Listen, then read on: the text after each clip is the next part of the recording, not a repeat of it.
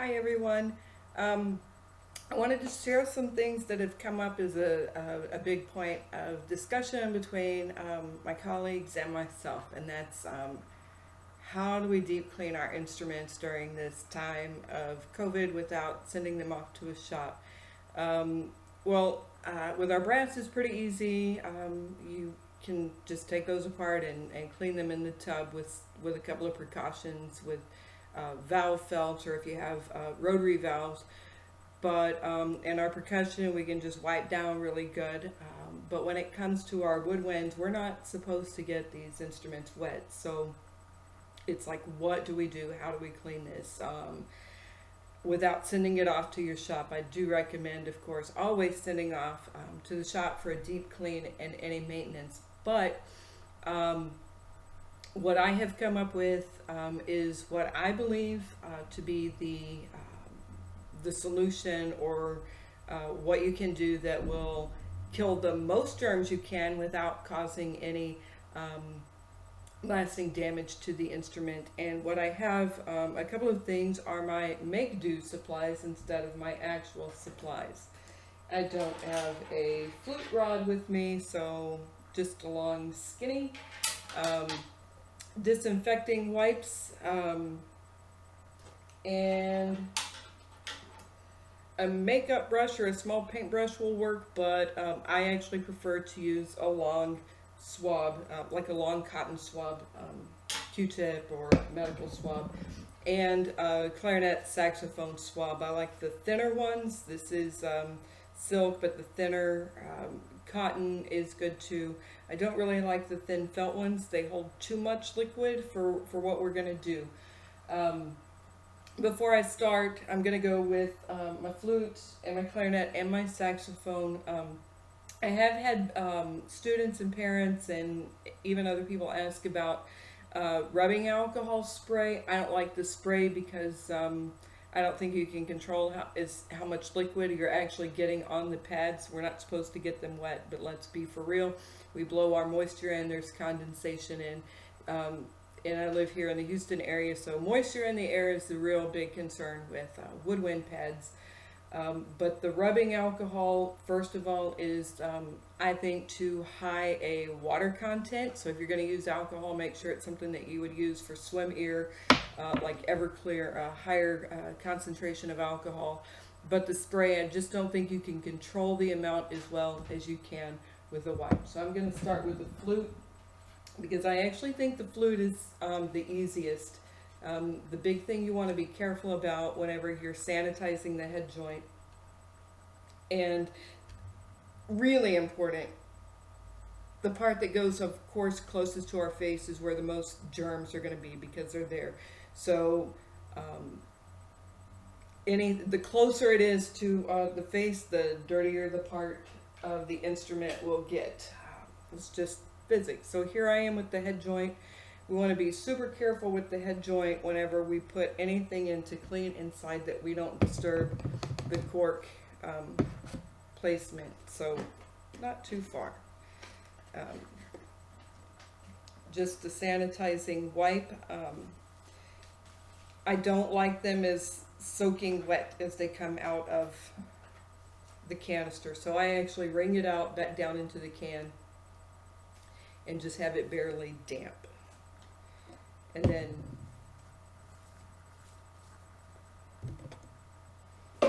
then of course wipe down, and you want to make sure that you have a drying cloth so you can dry off. So I'll use my swab for that. And then whatever cleaning cloth you use to clean inside the head joint, if you'll notice, I'm not using the cleaning wipe. I'm actually just putting the solution on my cleaning cloth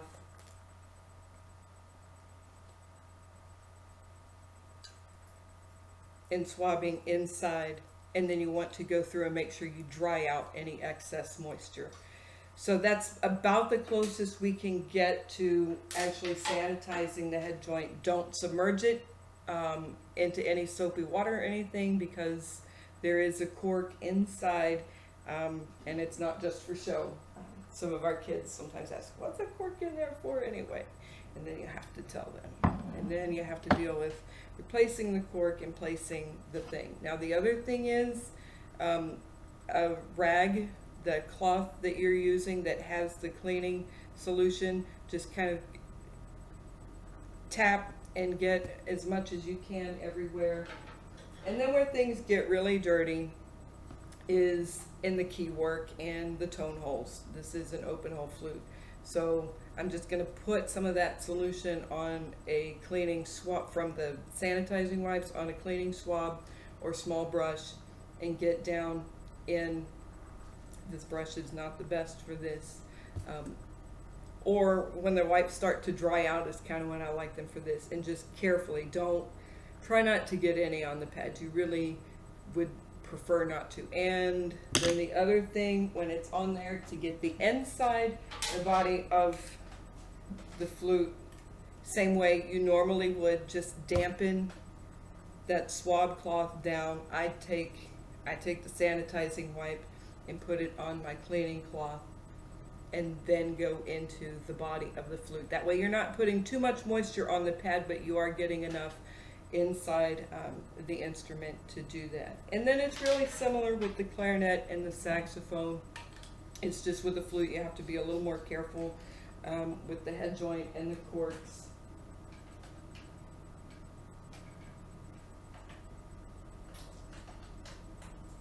Same thing with one of these that's not too saturated with the sanitizing solution from the canister, or one that you'll actually squeeze onto another swab. Just take a lot of care around pads and corks. Moisture is really tough on the pads and corks, but around the neck and mouthpiece or where we get there. And then whenever we get the swab and we've gotten some of the antiseptic solution on the swab,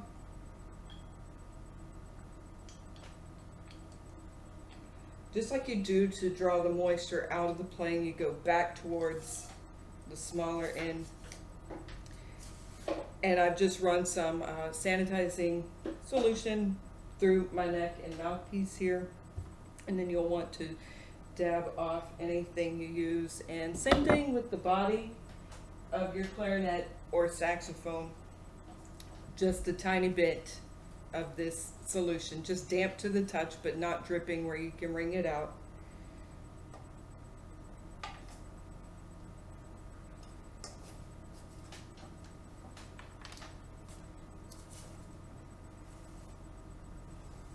And so you've drawn some solution in,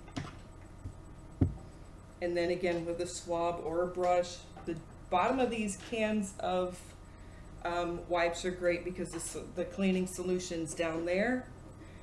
And then you just get into the key work and then where you touch.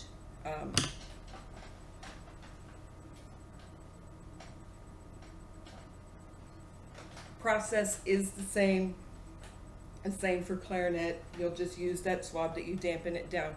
I know I could have actually emailed this instruction or made a list, but I actually wanted to show just because sometimes it's easier to see someone else do it and then maybe talk about it a little bit as you're doing, but we want to be careful. That's why I don't recommend a spray or rubbing alcohol. There's too much moisture and not enough control of where the moisture goes or how much gets on the pad.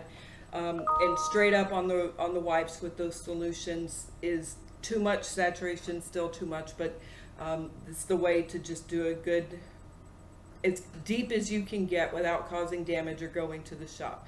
So I hope this was helpful for you, and don't get sick. Thanks.